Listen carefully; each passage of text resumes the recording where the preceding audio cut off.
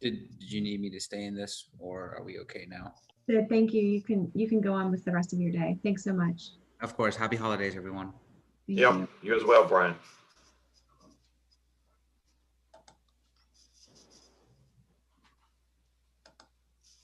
So we're back to live stream and ready for the certification when you are. Okay, thank you.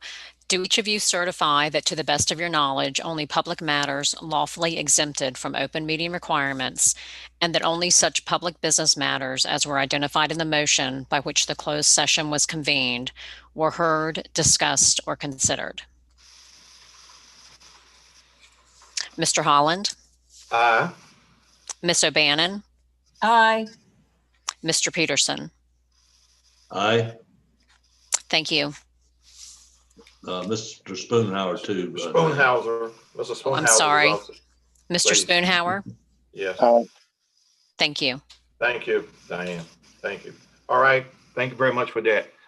Let's look at next item on the agenda is discussion of financial policies. Who's going to lead that discussion?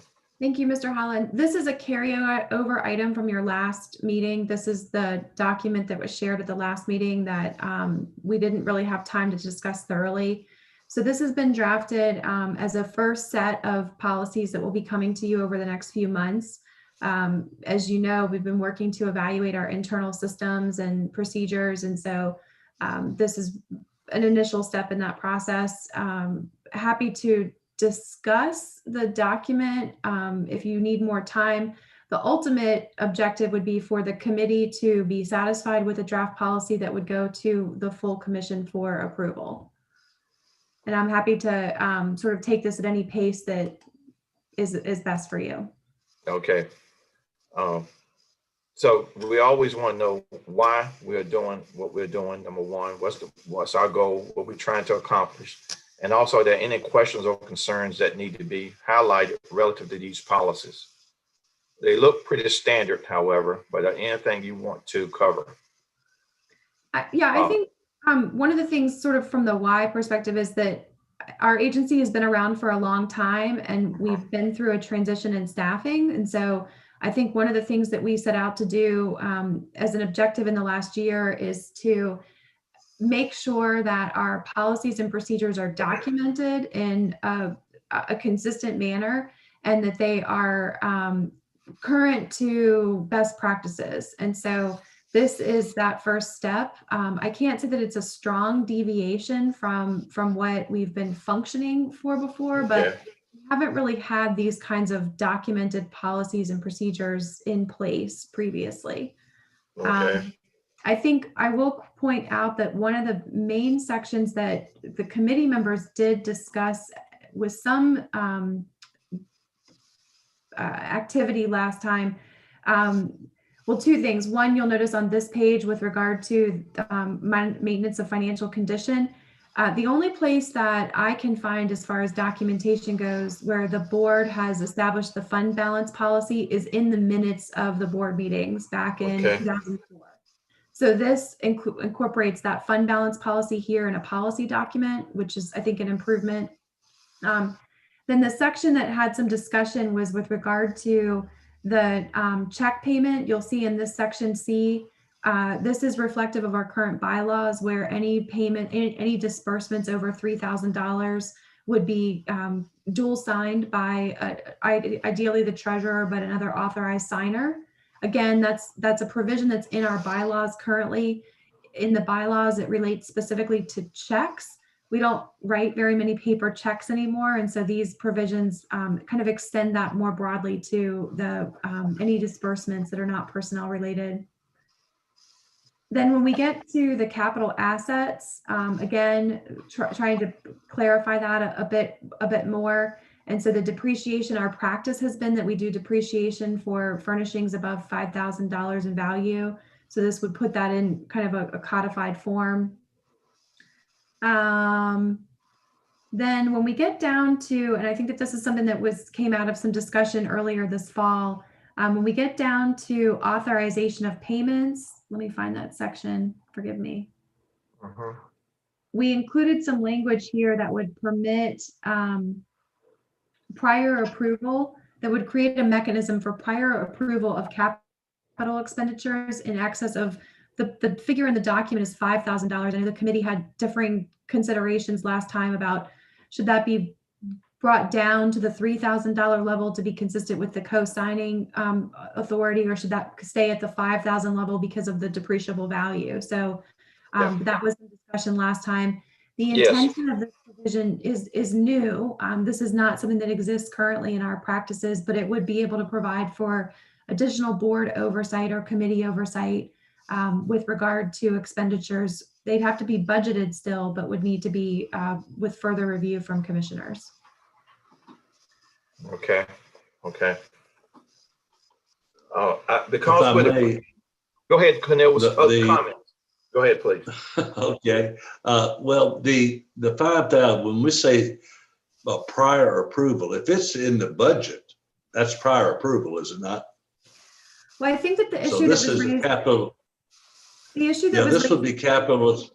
This would be capital expenses that are not in the budget that will come up after the budget has been approved. Is that correct? That's not the intention of this provision.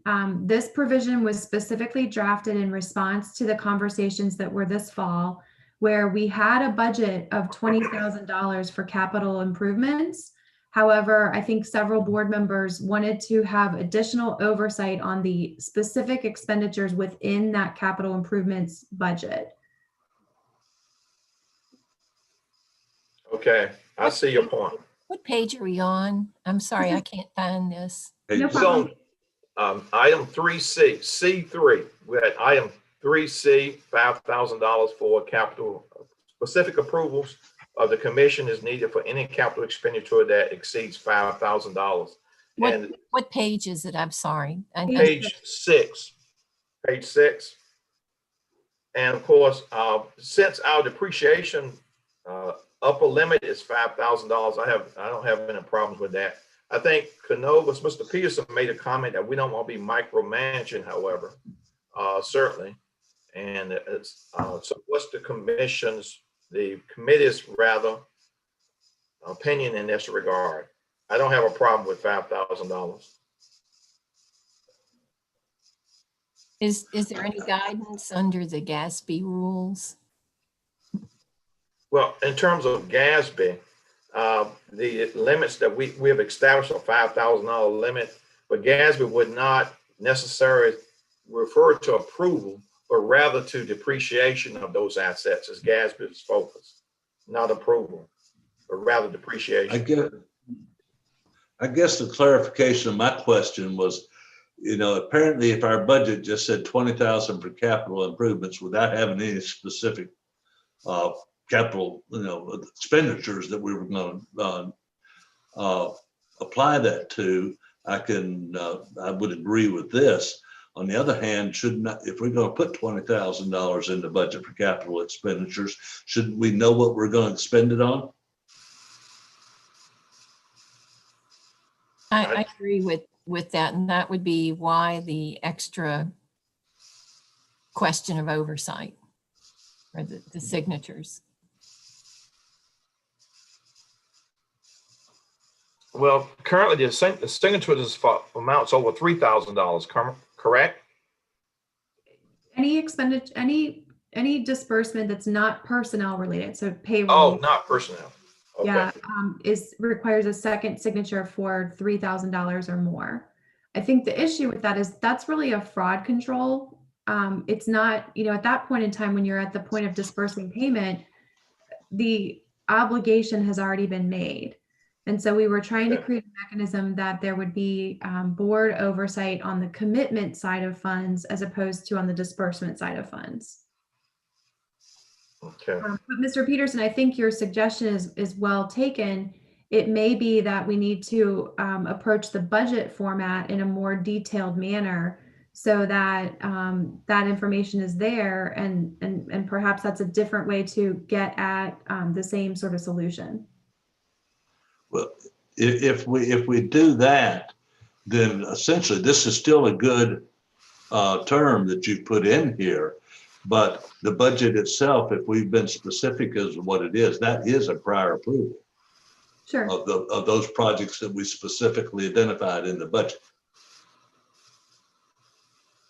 Understood. Yeah, I mean, I Okay. think in your scenario, if there were a line item for capital expenditures of 20,000, for example, that was not specific, the staff interpretation of that would be that we need to come back for approval before we commit those funds to anything for an expenditure over 5,000. Yes. Otherwise, if the capital improvement budget included a budget of $5,000, but it had itemization of the various components, that would serve as that approval. Well, that's like the two-part process of you have it in the budget, but then when it's allocated, you have Right. to go over it again. Just Sure. make a point of going over it again. The state does that and counties do that in their budget. What is the term? First it's in the budget and then it. Well, actually, you appropriate. The term Appropriate, is yes. appropriate, and then once the decision is made, the purchase order is given, then the funds are encumbered, which means they are encumbered and thus committed for. They become a commit. They're not a commitment until they are encumbered or until a purchase order is let. And that's what when they're appropriated. Appropriated, yeah, appropriated versus versus expended. Would it be helpful then perhaps for us to circulate this document among some of the finance director folks in our jurisdictions and then bring it back to you next month with kind of their final recommendations for any changes or additions? Yeah, I think that would be a good idea. Okay. Because the finance directors of the counties in the city of Richmond. Okay. That's what I'm getting at is that it may be in the budget and it may even be specific, but then when you appropriate it, and that's why the appropriations committee down at the state government is so much more powerful even than the budget committee. So just a point. Thank you. We'll carry this forward then to next month and try to get this circulated in the meantime and get any additions or edits. If anyone has any suggestions for things that they'd like to have clarified beyond this particular item, please let me know. Oh, no, I'm fine with it.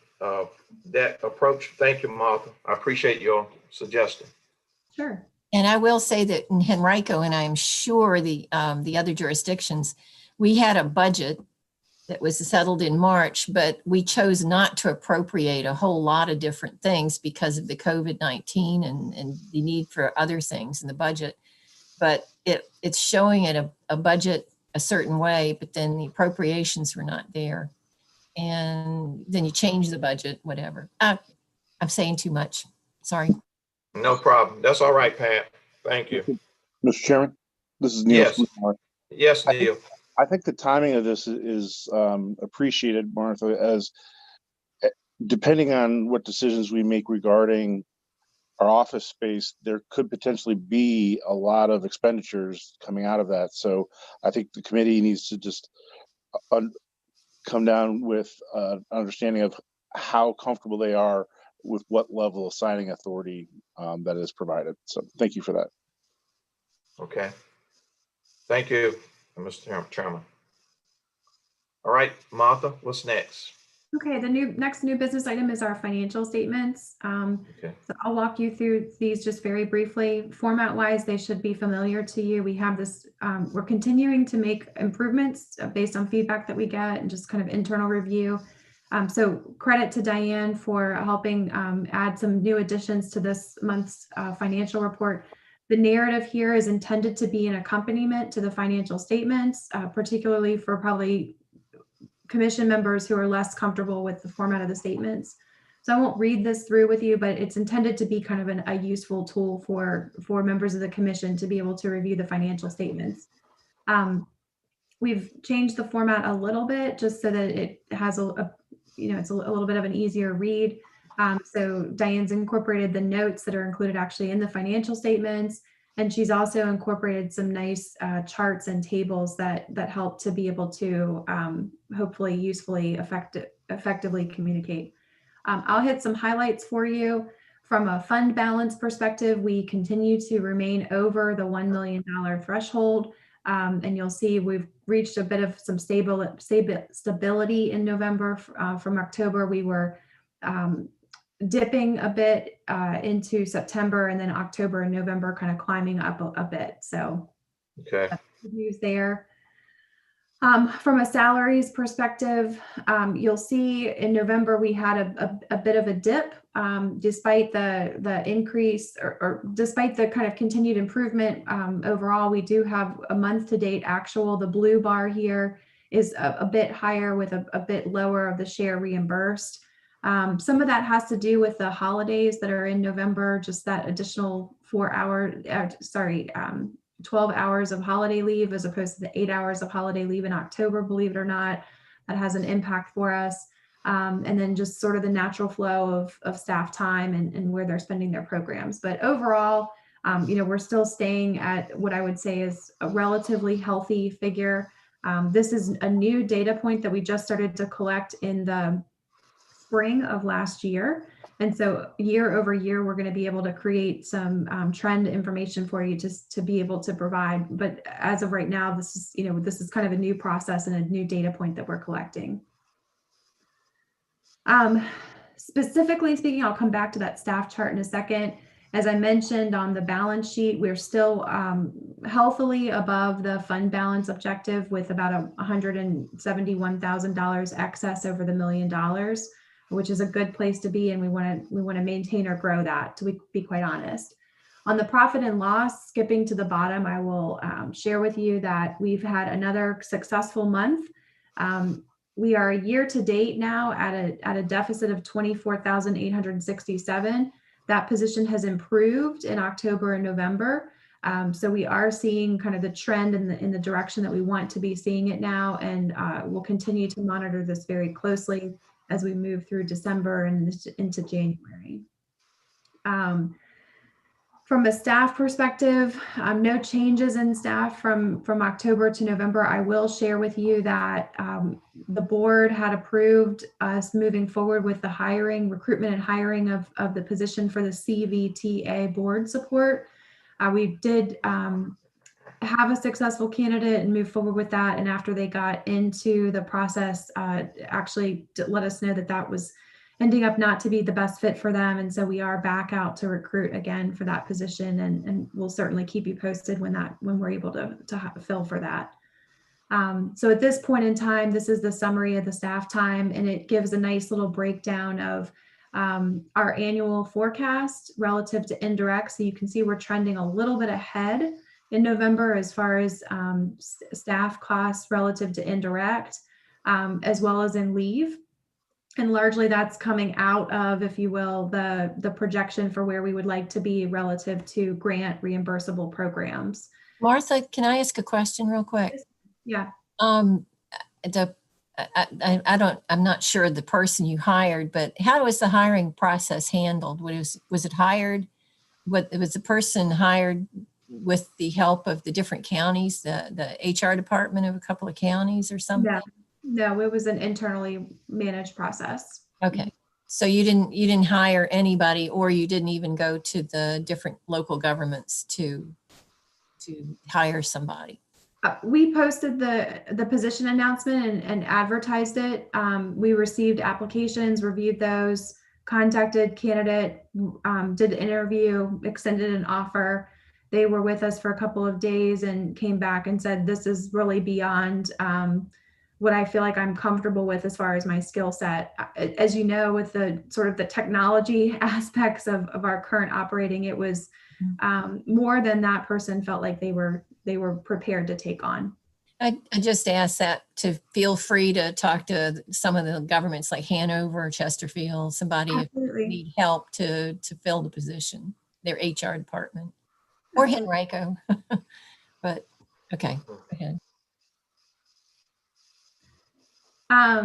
I've shown the same set of data as far as staff time, what we would have projected as far as the programmatic categories here as well. So you can see that where we're in the pluses and minuses as far as how staff time has been spent this fiscal year. So I don't think anything is highly irregular. You'll just notice that the correlation between the transportation program. We're lagging there at 5%. It's a very comparable to the grant reimbursable, which makes sense as the transportation program is our largest program area. About a half of our staff members focus their time in that program area. So we're continuing to monitor that. And as we move into the third quarter of the fiscal year, we're expecting that to tick up a little bit. We have one person out on paternity extended leave right now that'll come back. And so that'll shift those numbers ever so slightly. So I would say for the month, very good news, nice trend information. Certainly for the year to date, we're still watching this very closely and are continuing to pull the levers that we need to as far as cutting expenses and generating revenue. The January Audit Facilities and Finance Committee meeting, you will see some recommendations from staff to make adjustments to our current fiscal year budget.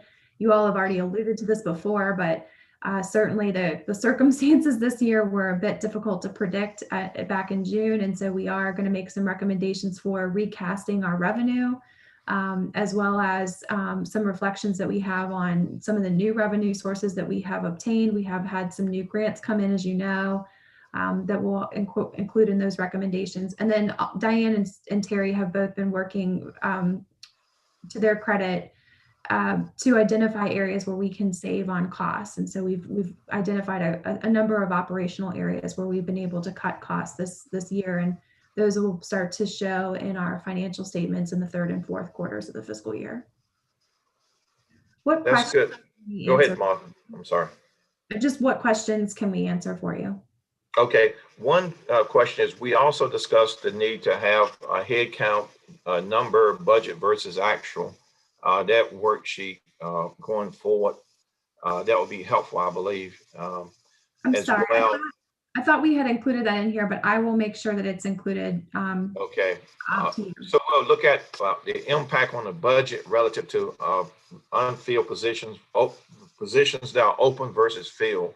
That's one of the benefits of having that for the committee, to see that impact as well. Head count versus budgeted, actual versus budget. My apologies. I failed to include that this time. Thank you. No problem. For next month's fine. No problem today. In addition, are there other costs that that COVID has caused us to cut, or that we can cut due to COVID? Because are there any savings? In other words, my question is, are there any savings relative to COVID that we can consider as well? Yes. So you'll see in the profit and loss statement that we're already realizing savings in a couple of categories. I will call out specifically the travel line item. As you can imagine, okay, exactly. We're not seeing travel even within the region for those things. Okay. Our training budget is also likely to see some savings, just simply because there aren't as many conference registrations. We are encouraging our staff members to do the virtual where it makes sense, but the travel associated with that. Another big opportunity that will be coming to you as part of these budget revisions is the work that Terry and Diane have been doing in looking at our printing and copier leasing expenses. So currently we have leases with our copying. We pay the same amount each month, regardless of whether anyone's printing or not. And they have done a great job of going out and looking at our current vendor, as well as some proposals from an alternative vendor, to see what we can do as far as cutting costs there. And still we're doing some comparison of those two estimates, but I think we'll see very significant, Terry, pretty significant savings in that category, if I'm not mistaken. So those are two examples, but yes, Mr. We're continuing to look at those. I think we've already made reductions in postage. As you can see, we're making cuts where we can in those areas to make sure we're taking advantage of the situation. Very good. I'm particularly concerned about printing, because historically, I know for the past few years, printing costs has been quite significant for the packets we had to print. So that was one of the areas I was concerned about. We've achieved a significant savings since the boards, both the MPO and the commission, moved to the default of electronic distribution. And Okay. that has continued. So yeah, that's been a big area of success for us. Okay. Are there any other questions or comments relative to the numbers? I'm sure we don't have a good idea of where we are for December. This is just through November, but we certainly want to eradicate. We have 3 months where we incurred losses, so as we can see here, which is primarily as shown at 12,000, 20,000, and 9.6 respectively. So we would certainly want to look at how we can eliminate those losses going forward. Yes, sir.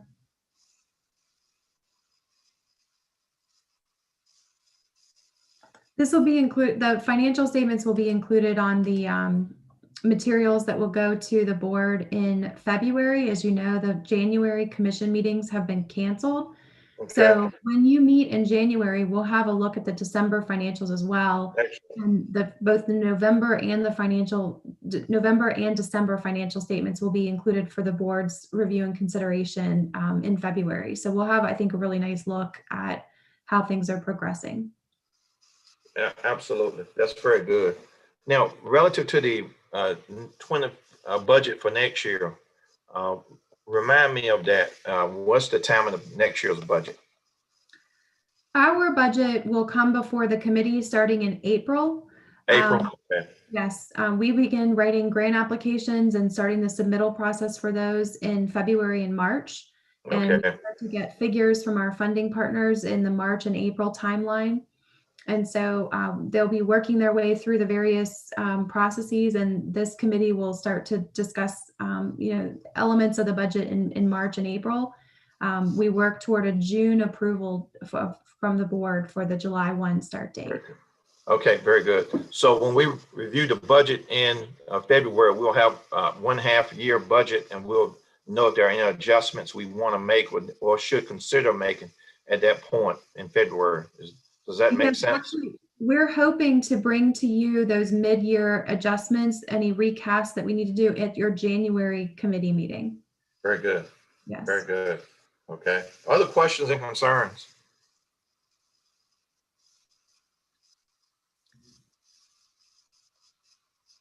Well, thanks for bearing with me on that.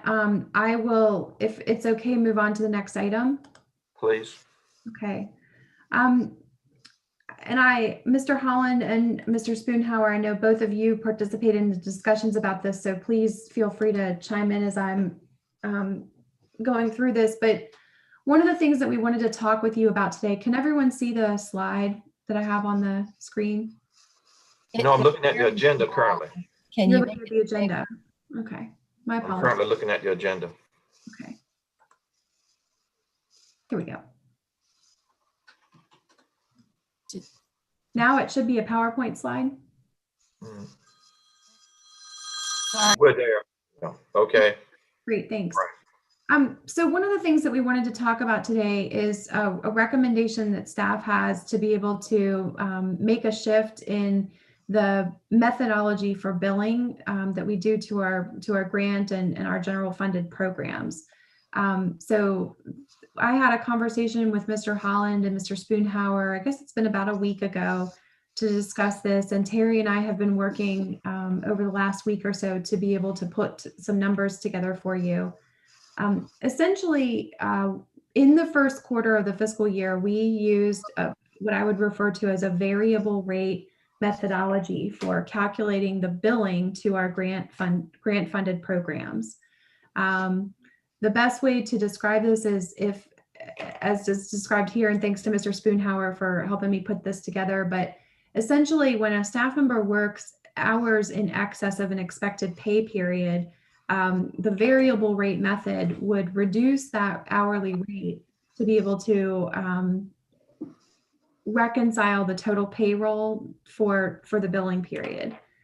Historically, we've used a fixed rate method where regardless of what the pay period costs were, we build the value of the work performed, not just the actual cost of it. Both, I think, are, from talking with Mr. Holland, a sound accounting approach. However, we have determined that the fixed rate method would be more advantageous for our agency. As described here, if employee A earns the same amount of money in both scenarios, but in a 40-hour work week, they work 50 hours on a project. You can see the math there. The value provided is $1,500, but under the variable rate, we would charge the $1,200, and then the employee earns the 10 hours of compensatory time. In order to reconcile that to the payroll costs under the variable rate, we would lower their hourly rate from $30 an hour to the $23.08. So that means that the revenue that we would collect for that period is just at that $1,200, not at the value of the services provided, $1,500. Under the fixed rate method, we would be recouping the value of that work completed, not just the cost of it. The difference is that, the assumption in the variable rate is that at the point in time where the employee takes their earned compensatory time, the rate would go back up about in excess of the $30 an hour. However, that could happen in a different billing period. It could happen with regard to a different grant project and that kind of thing. And so while it reconciles on the whole, it doesn't necessarily reconcile in this specific period or in the specific grant program. So I'm going to move to the next slide because this, I think, feels kind of abstract as we've talked through it. We've put together a evaluation of our first quarter billing. And so the blue bars in each grouping represents the variable rate yield. So when we apply the variable rate for our billing for costs related to indirect, agency funded programs, and grant funded programs, you can see in the blue section the dollar amounts associated with that variable rate. And the total here, $697 versus the $710. It's about a $12,000 difference between the two methods. And what we've identified is that the fixed rate billing method, we believe, is preferable because of the yield, if you will, particularly when we look at the delta between the grant funded programs.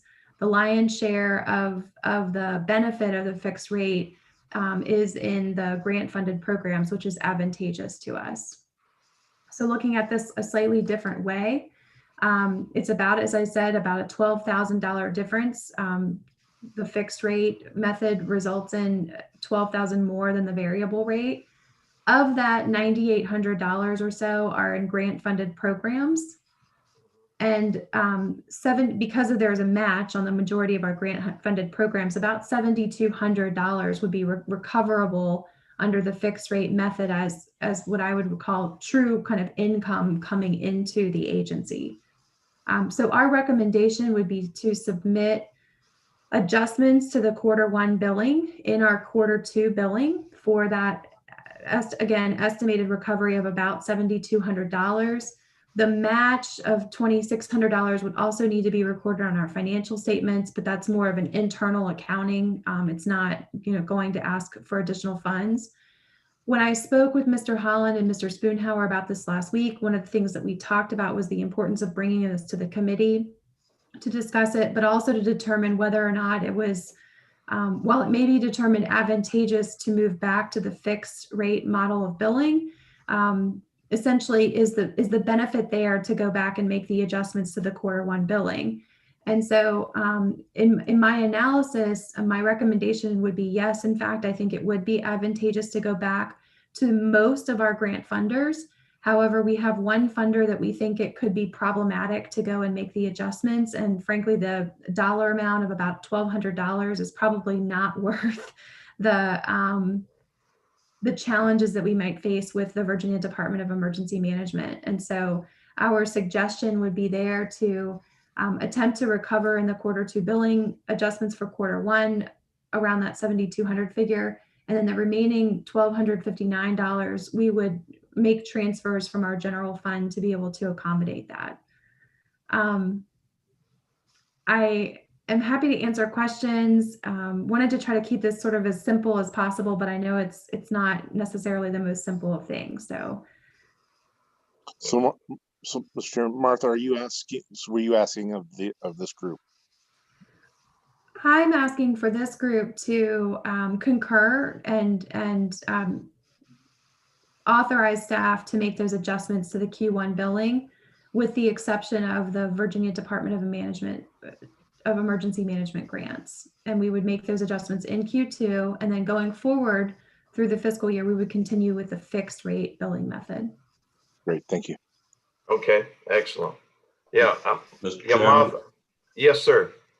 Please. I think the fixed rate approach seems to me the much fairer approach. We're building for the actual value of the services provided.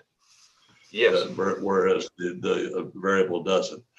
Yeah. But as far as making adjustments, I say we do them all or we do none of them.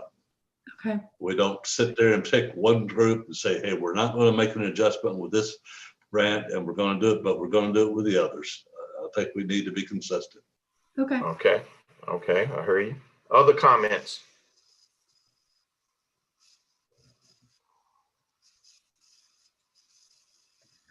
I would suggest then, if that's the consensus of the committee, that we go the route of not making any adjustments.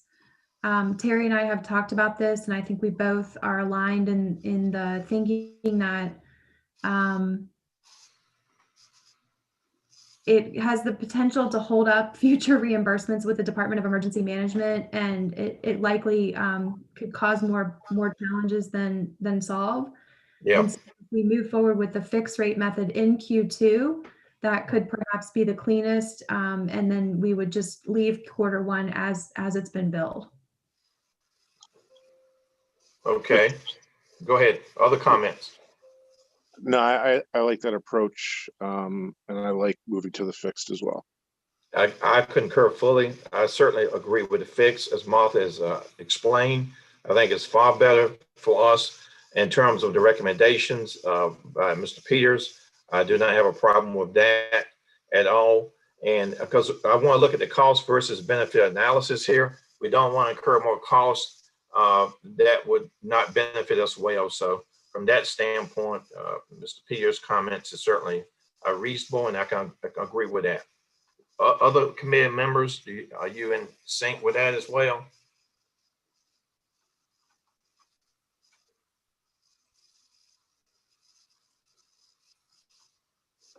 Okay, so at this point, Martha, it's my understanding as a committee, we need to make a recommendation to you to agree to your recommendation with number one, move toward the fixed rate going forward.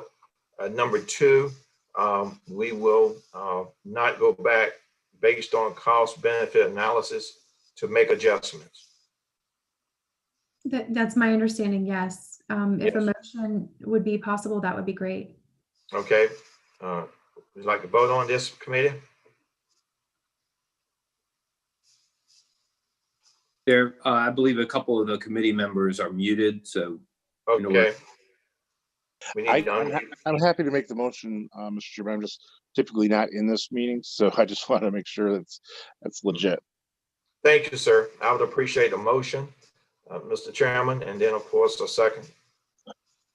So moved. I'll make the motion. Okay, it's been Or moved second.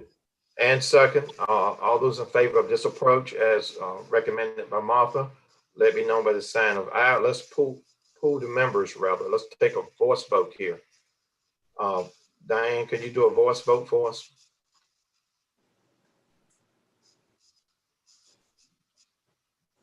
Can't hear you, Diane. Diane, can you do a voice vote for us? All those in favor of the motion? as Sorry, presented? can you hear me now? Yes, I can hear Oh, you. sorry about that. No problem. Mr. Holland, Aye. Mr. Peterson, Aye. Miss O'Bannon, I believe Ms. O'Bannon is muted. I think she's on a phone call.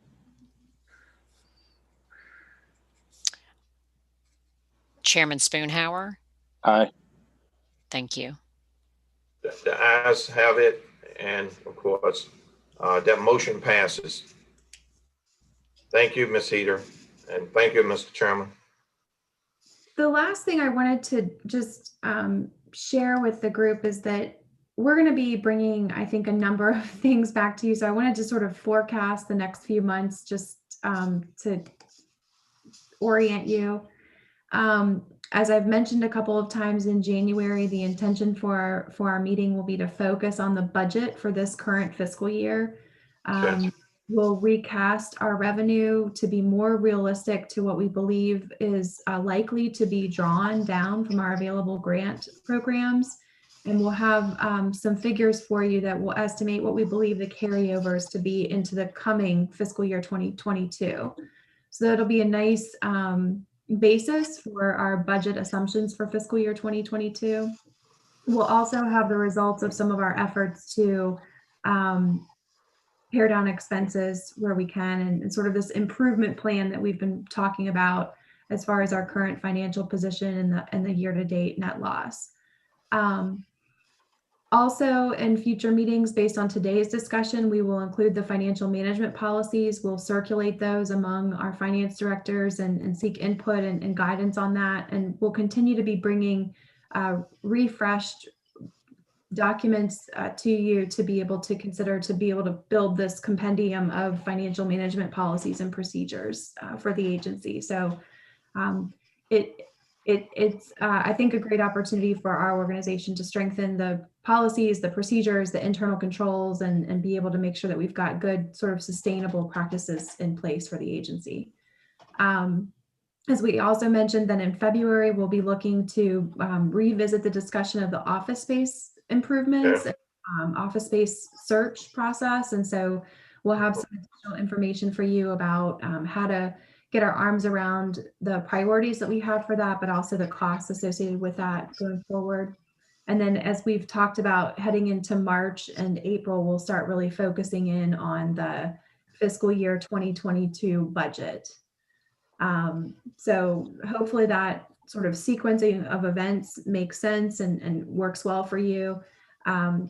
As you all probably are aware, but I think it goes without, it would be a nice thing to update. We've had the opportunity to engage with the region's finance directors in kind of a new way in the last couple of months through our staff support arrangement with the Central Virginia Transportation Authority. That's offered kind of an opportunity to be able to facilitate regular calls with them.